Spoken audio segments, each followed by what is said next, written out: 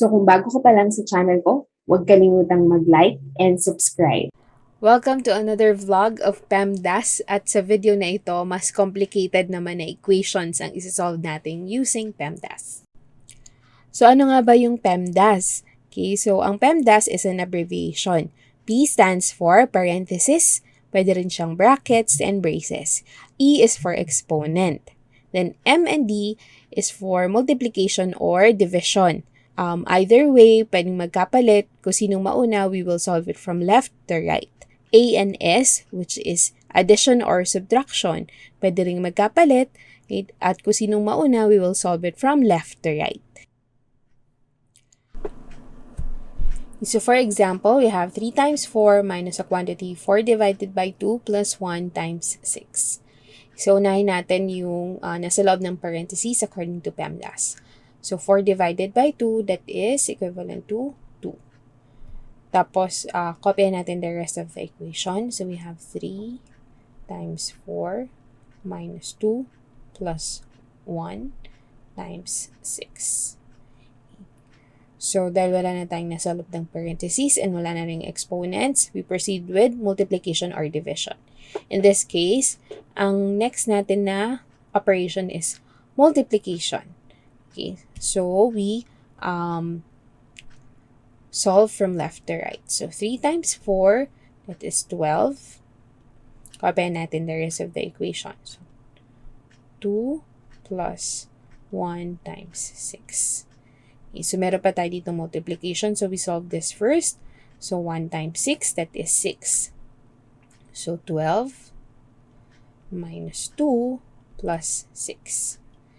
So according to PEMDAS, ang next natin is addition or subtraction. So whichever comes first, basta we'll be solving from left to right. Okay? So in this case, nauna yung subtraction.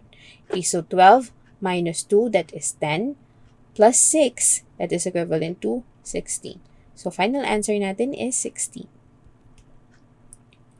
Next example, we have 9 minus a quantity of 2 cubed plus the quantity of 16 divided by 8 times 2.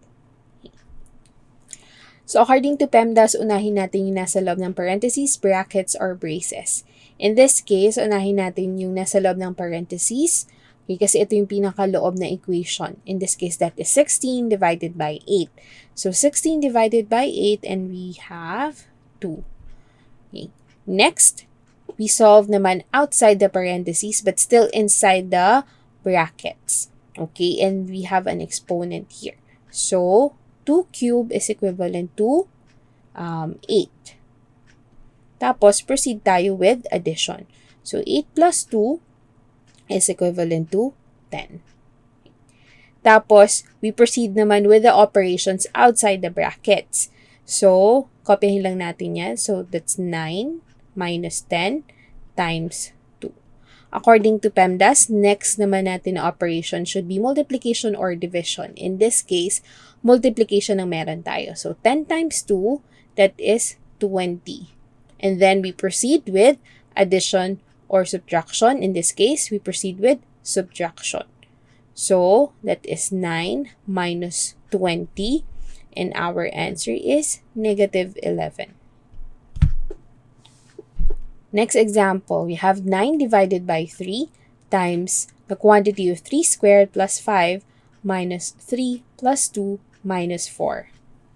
Okay. So according to PEMDAS, unahin natin yung nasa loob ng parentheses, brackets, or braces. In this case, that is 3 squared plus 5. So 3 squared, that is 9, plus 5, and we get 14. Kopyahin natin the rest of the equation. So we have 9 divided by 3 times 14 minus 3 plus 2 minus 4. So according to PEMDAS, dahil wala na tayong nasa loob ng parentheses, wala na ring exponents, okay, we proceed with multiplication or division. So whichever comes first, okay, mauna man ang division or multiplication, okay lang yon, basta we'll be solving from left to right. Okay, so in this case, ang nauna is division. So 9 divided by 3, and that is 3. Okay, And then, we copy the rest of the equation. 3 plus 2 minus 4.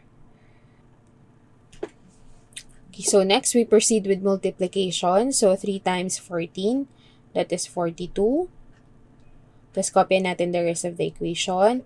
So minus 3 plus 2 minus 4. Okay, so dahil wala na tayong multiplication or division, we proceed with addition or subtraction. So with addition or subtraction, pwede rin kahit ano yung mauna dyan. Yung subtraction man or addition, ang importante, we proceed with solving it from left to right. In this case, nauna yung subtraction. Okay? So 42 minus 3, that is 39, plus 2, 41, minus 4, and we have 37. So final answer natin is 37. Yep. So next example, we have 2 times the quantity of 3 times 2 times the quantity of 3 squared minus 4 minus the quantity of 4 times 5 times 4 minus the quantity of 6 squared minus 6. So according to PEMDAS, unahin natin yung nasa loob ng parentheses, brackets, or braces. In this case, meron tayong dalawang groups of numbers inside brackets. So unahin natin yung nasa unang group, okay, which is 3 times 2 times the quantity of 3 squared minus 4. So unahin natin yung pinakaloob na equation, which is inside the parentheses. Okay, so yung 3 squared minus 4. So 3 squared is 9. Minus 4, and we have 5. Kopyahin natin the rest of the equation. So, 3 times 2 times 5. Okay, so, according to PEMDAS, unahin pa rin natin yung equations with parentheses. So, in this case, that is 2 times 5, and we have 10. Copy the rest of the equation. So, 3 times 10, and we get 30. That is, which is inside the bracket. Okay, so 2. Okay, so multiply natin 2 times 30 and we get 60. Okay. Tapos, next naman natin yung next na group of numbers. Okay, so that is 4 times 5 times the quantity of 4 minus the quantity of 6 squared minus 6. Okay. So, unahin natin yung mga nasa parentheses. Okay? So, we have 4 times 5 times 4, that is 20. Okay. Minus, kunin natin yung value, 6 times 6, that is 36. Minus 6. Okay. So, solve ulit natin yung nasa loob ng parentheses. So, 36 minus 6, that is 30. So, we copy again the rest of the equation. So, 4 times 20 minus 30. So, 4 times 20, according to PEMDAS, ito na yung next natin na isosolve because it's a multiplication problem. So, 4 times 20, that is 80. Tapos, copy the rest of the equation, minus 30. Okay. And we get 50. Okay. So, then we can proceed with the subtraction. Okay. According to PEMDAS. So, 60 minus 50. So, our final answer now is 10. So, I hope marami kayong natutunan sa video na ito. And if you like this video, don't forget to like, comment, and subscribe.